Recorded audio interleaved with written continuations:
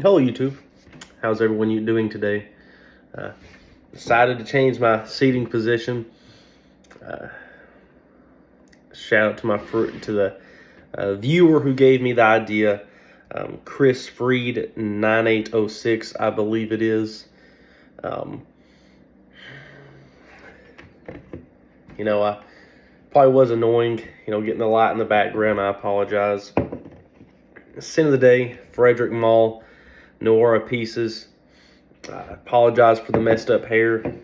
Yesterday, I got off, yesterday I was awake for 29 hours, 30 hours.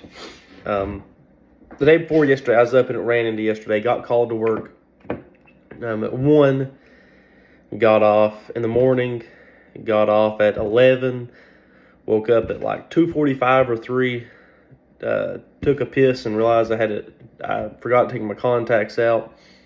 Took my contacts out, woke up at 3 this morning, took a shower, fell back asleep at about 10, and woke back up. Scent of the day, Noara Pieces. Great fragrance, honestly. Very dark, very black. It literally translates to black spices. Are the spices themselves black, or is it, I think this fragrance should really be noir and spices. That's just my personal opinion, because the spices themselves aren't really black, but other things in the perfume kind of give it a black tinge. Noir, black, dark spices. Noir. Can't remember if noir means black or dark in French. I don't know. I speak English. But the part in this video I want to talk about is not the fragrance. That's just my scent of the day. I always like to give my scent of the day, but these Danner Quarries. My Franks and JK boot review have been getting good views, so I figured I'll give a review of this boot. The JK video done a lot better than I thought it was. I honestly hoped that the Frank's video would do a lot better, but it is what it is, because admittedly I like the Franks better. So I was wanting that video to do better, but nonetheless, I like both of those boots. This is a long-term review. I've had these boots now for, and it was not trying to pick my nose, I swear I was trying to do that, for around June of last year, July, August, September, October, for a year and 5, let's call it a year and 6 months. Let's call it a year and a half. I've had these boots for a year and a half, and these boots have been absolutely tremendous, honestly. Danner Quarries, Quarry, however you want to say it. Quarry, I don't know. It's none of my business. But really, these are really awesome boots. They're not leather lined. They're this silk lined. They're Gore-Tex boots. These are waterproof. I have tested these. I don't have a tank here, but from my personal experience, these are waterproof. Now, over time, I will say that if I'm in water for long periods of time, water will actually soak in at some of the places, and I think it's starting right here in the crease where the shoes right here in the crease where the boots flex. I think that's just part of it. And as you can see, it took some effort to get these boots to flex, and I'll get to that in a minute. They don't flex here. Great boot. I'm not sure what leather they use. I think Danner actually uses some sort of a treated leather. Like it almost has a like some sort of waterproofing to it as well, because the first time I oiled these boots, they did not take the oil very well, and it almost was like had the oil here, and I could take a rag or a paper towel and just wipe it off, and you could see where the oil just barely. Why am I saying oil like that? The oil just barely drenched in to the leather. And I waited a couple months to oil these, so these are a stitch down construction. Even though that there's no stitching here, it is a stitch down construction. These are a resolable boot. Padded collar, pull tongue. I'm not gonna bore you with certain facts. If you want to look it up, you can go look it up. But this model here is the 17317 17317 17,317. These are 10.5 double E. That's what I normally wear. These size boots. I'm usually a 10.5 E or whatever, just a 10.5 in normal tennis shoes. But I went with a double E on these. I'm not really sure. They just fit better in store. I was able to try these on in store and not online. So I tried a 10.5 and I tried a 10.5 E, and then I tried a 10.5 double E, and the double E fit the best. As you can see, these boots do have an arch to them. I think this is a 610 last. I'm not sure about the 610 last. It's kind of Danner's own little thing. And yes, Danner is a Pacific Northwest boot brand. They're not a logger style boot. Let me do this left boot here to give you some pictures, some images of it. It's not a logger heel. It doesn't have the hugest arch in the world, but it does provide my feet with arch support. And I do have feet that have high arches in them. So I can say, I'm sorry if there's some sound in the background. It's just, I'll be honest with you. I've been moving and I'm not sure what's happened, but all of a sudden this table started getting rocky on me, so I apologize. Vibram sole. I think originally I've done some reading, and these boots actually had a double midsole, like the Super Rainforest. It had a soft, a harder, and then the outsole. I will say that's, I don't want to get into it because I'm going to be doing a video on that about what happened to my Danner Super Rainforest. I still have them, technically. My girlfriend has them. She liked the look of those boots a lot, and I've been trying to get her a boot to where, when we do like outdoor activities, not like that, but when we do outdoor activities, she's always like in tennis shoes, so she's having to wear like an old pair of my boots. So I just decided to give her those Super Rainforest. I really like the Vibram soles on these. These are actually a Danner, a Vibram sole that is custom for these Danner boots. They do not sell these. I've contacted both Danner and Vibram, and they do not sell these, which is which sucks really, because I really like these soles. These soles last for a good long time. They're grippy. You get plenty of grip on all sorts of terrain: mud, snow, sleet, hail, rain, rocks, wet rocks, sand, etc.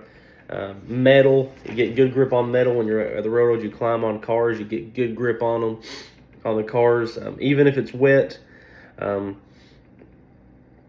But I will say the only drawback with these, and I'm not sure really how it is, but these have a very, how should I say, when these boots start to wear, they wear fast. For the first 8 months to a year, these boots showed virtually zero signs of wear. But, well, hold on. For the first year, these boots really showed zero signs of wear. But for the last 6 months is when they've started to wear. I'm not sure what it is. It's kind of like if you have a tire on a vehicle. Usually you never notice your tire wearing, and then there towards the end you'll notice, I might need a new set of tires soon. And then all of a sudden you're like, dang it, they're bald now. That's kind of what this has done. I'm not sure if it's just a characteristic of rubber itself. I'm not a rubberologist. I'm not an expert on rubber. But that's what has happened to these. As you can see, there's been even wear points on the boots. As you can see here, pretty even. Just a little extra wear here from how I walk, I guess. These boots haven't wore weird at all, so that's a good sign. Waterproof. These are aluminum toe non-insulated boots.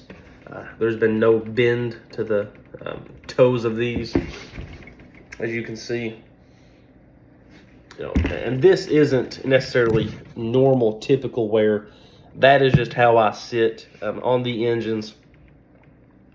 There's a desk, and I put my feet up into there, and I just let my feet hang, and these hit that.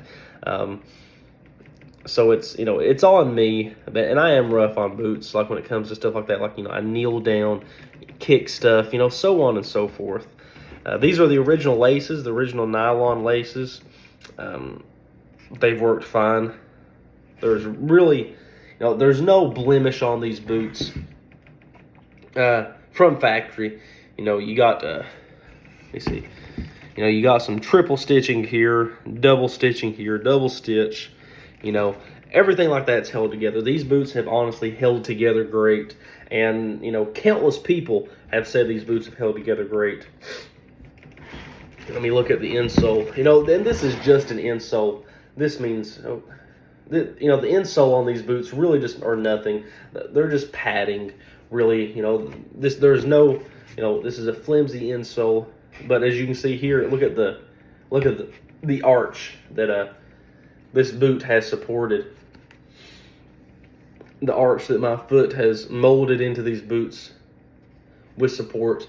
And I wore these boots for a couple months without these insoles because I really wanted to get the boot shaped to my foot. Now, yes, these are rubber boot or are rubber. I haven't cut these in half, and I'm not going to cut these in half. So, as far as I know, and I haven't seen any videos of people cutting these in half. So as far as I know, it is just basically the nylon, not nylon, is it nylon? Let's call it, it feels like silk. So it's just the silk fiberglass shank and a midsole and a rubber midsole, a rubber outsole. Maybe that's polyurethane, but I'm not sure. Either way, these boots really are good. They've supported my arch, and that was the thing when I put these on. They supported my arch, and I know there's a lot of people who have arches and might not have the money to spend $500-600 on a pair of boots. These boots retail for like $309, I think, but you can find them discounted, usually all day long, on some website or another, whether that be Baker's Boots or either on Baker's Boots or even on Danner's website. I think I saw them, not this color, I think I saw the black pair of Danner's for like $200. So, you can find these cheaper than Red Wings, Thorogoods, even a lot of Keen boots. And I think these are really superior. Around the $300 mark, I do not think you can beat these. You can find these for like, retail price on Elliott's Boots and Shoes. That's a local that's a local shoe store to our area. They give a 10% discount for railroaders, so that's nice. What else? You have the kilties here. These are not full-length kilties. They just go up to here. And what I would like to highlight is look at these. Look at the eyelets. Look at the quick laces. Look at them, really. This is I try not to be, to sound like a nerd, but these are pretty detailed. These are, pretty heavy duty. These are, I'm going to say probably, they have like an antique look to them, but these are strong. You're not going to bend these down like some of the Pacific Northwest style boots. These are going to be, it's going to basically to bend these in, you're going to have to take a big pair of pliers or maybe a press. And if it bends in there towards your leg, you're probably going to end up breaking your leg. You got the United States flag here. Really nice details. You have your Gore-Tex indicator here that's Gore-Tex lined. I really recommend these boots. I really do. I recommend these over the Danner Super Rainforest. I think these are better than the Rainforest. I think these are better I think not necessarily better quality. I think these are a better deal than the Rainforest. I would probably put these as below the Frank's Patriots, below the JK OT Pros, and but higher than the Red Wings, higher than any Red Wings I've ever had or tried, and higher than the Danner Super Rainforest, even though the Super Rainforest are basically $150 more. So basically, let's say if you find the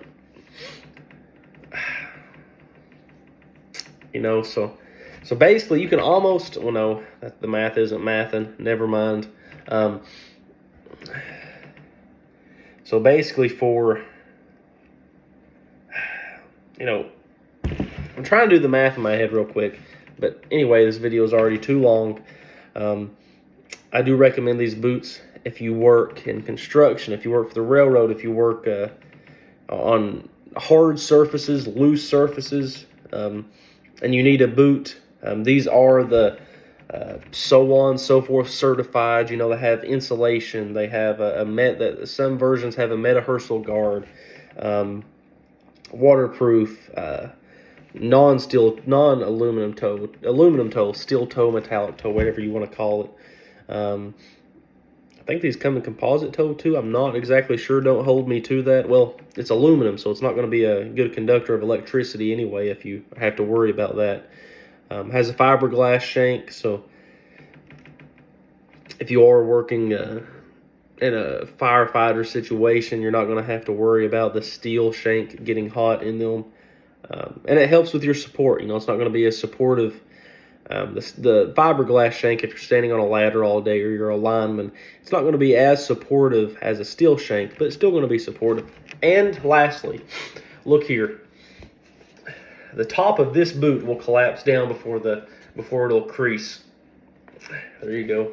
And none here. That really matters. That really matters right here, because if this doesn't push in, you're not going to feel every single little thing you walk on. And when you're walking for